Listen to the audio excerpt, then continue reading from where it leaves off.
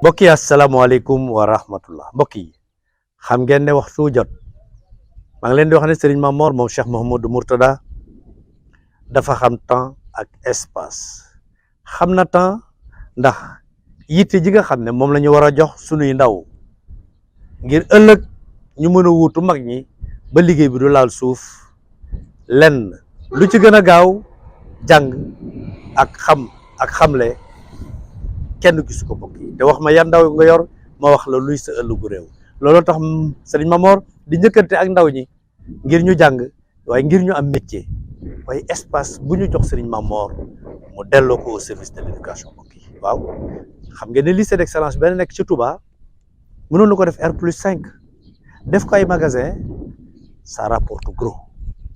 mais daf ko delloo au service de l'éducation ne fii nañu dajale xale yi ñu fiy def série S1 S2 L2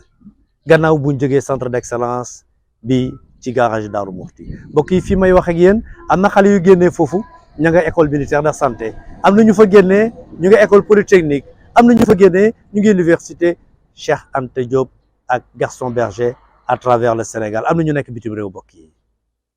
tey ñu ngi fii ci Missirah barab bii it mënoon naa doon lu nekk sëriñ bi ne nañ ko def centre de formation professionnelle ñu duppee ko jàmbaar ju mët jàmbaar di Serigne Abdoul Fatah Mbacké Gaynde Fatma mbokk yi bokk ci bànqaasu université Cheikh Ahmadou Bamba Khadimou Rassoul formation professionnelle BT BTS CAP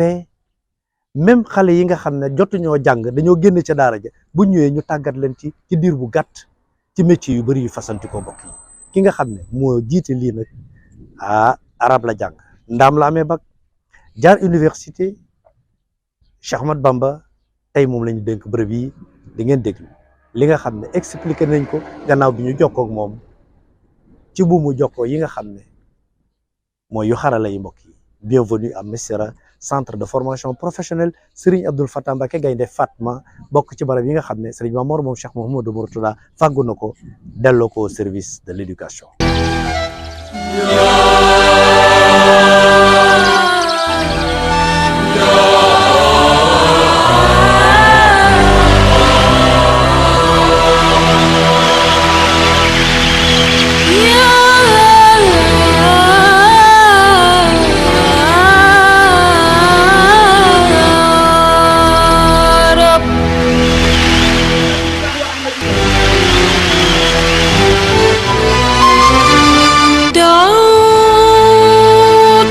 سرا بل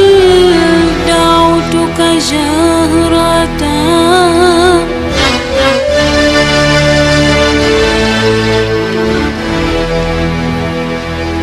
وأنت السميع للدعاء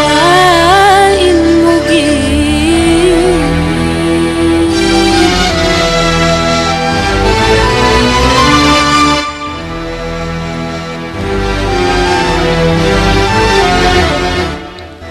لقد سأنا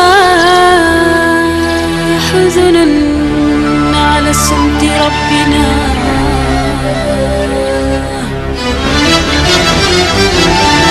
فصمتك يوم النائبات عسيب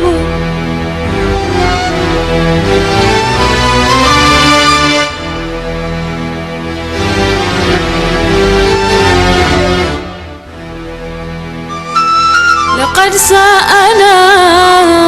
حزن على صمت ربنا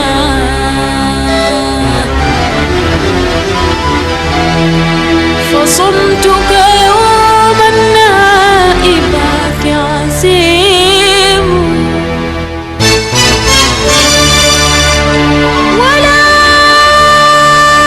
تتركنا في التردد والجواب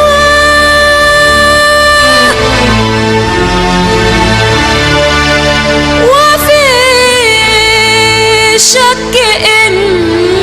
الشك فيه اللغوب صبرنا زمانا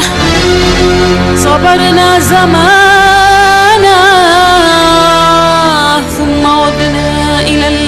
يحصى وجودك يغني وجودك يغني